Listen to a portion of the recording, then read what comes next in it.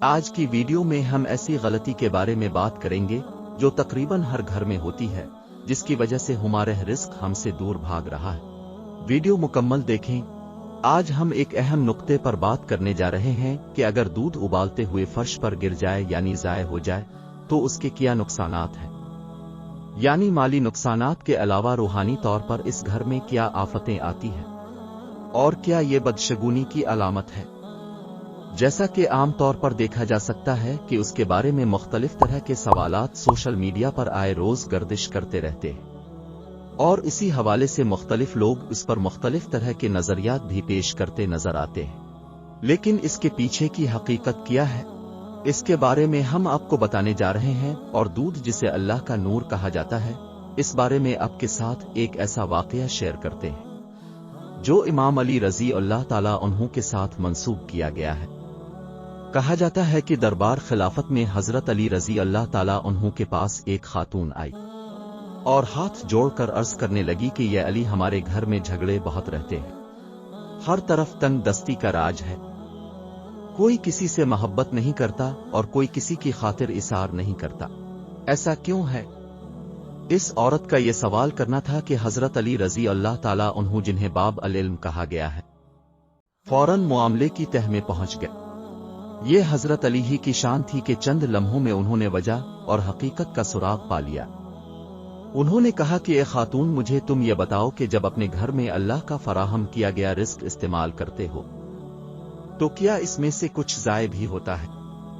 اس عورت نے جواب دیا کہ یہ علی رضی اللہ تعالیٰ عنہ، جب میں اپنے گھر میں دودھ ابالتی ہوں تو وہ تھوڑا ابل کر زمین پر گر جاتا ہے۔ علی رضی اللہ تعالیٰ عنہ نے جواب دیا کہ اے عورت، جب اللہ کا دیا گیا رزق پامال ہوتا ہے یعنی پیروں میں آتا ہے تو اس کی توہین ہوتی ہے،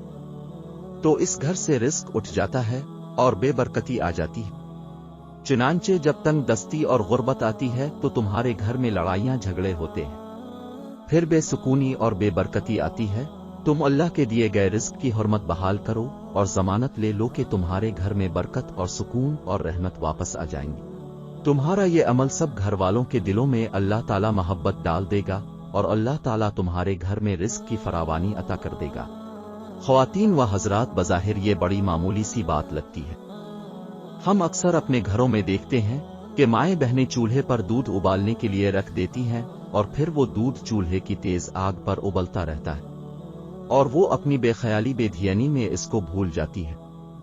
اور اللہ کا نور، اللہ کا دیا گیا یہ رزق ضائع ہوتا رہتا ہے۔ یہاں اگر چند ذہنوں میں کچھ تشکیک سوالات ابھرتے ہیں تو ان کے لیے ہم ابن ماجہ کی ایک حدیث شیئر کر دیتے ہیں کہ حضرت عائشہ صدیقہ رضی اللہ تعالیٰ عنہا فرماتی ہیں کہ تاجدار مدینہ محمد مصطفیٰ صلی اللہ علیہ وآلہ وسلم گھر میں تشریف لائے اور روٹی کا ایک ٹکڑا زمین پر پڑا ہوا دیکھا، اپنے اس کو اٹھایا، صاف کیا اور کھا لیا، اور فرمایا کہ اچھی چیز کا احترام کیا کرو، رزق جب کسی سے بھاگتا ہے تو واپس نہیں آتا۔ اللہ تعالیٰ سے دعا ہے کہ ہم سب کو ہدایت اور توفیق نصیب فرمائے کہ ہم اس کے عطا کیے گئے رزق کو ضائع نہ کریں، اس کے عطا کیے گئے رزق کی توہین اور بے حرمتی نہ کریں، اور اضافی رزق میں دوسروں کو بھی شریک کریں، اور اللہ اور اس کے رسول کی خوشنودی حاصل کریں۔ آمین۔ ویڈیو اگر اچھی لگی ہو تو لائک کریں اور اپنے دوستوں اور رشتہ داروں کے ساتھ شیئر کریں تاکہ یہ غلطی کوئی نہ کرے۔ شکریہ۔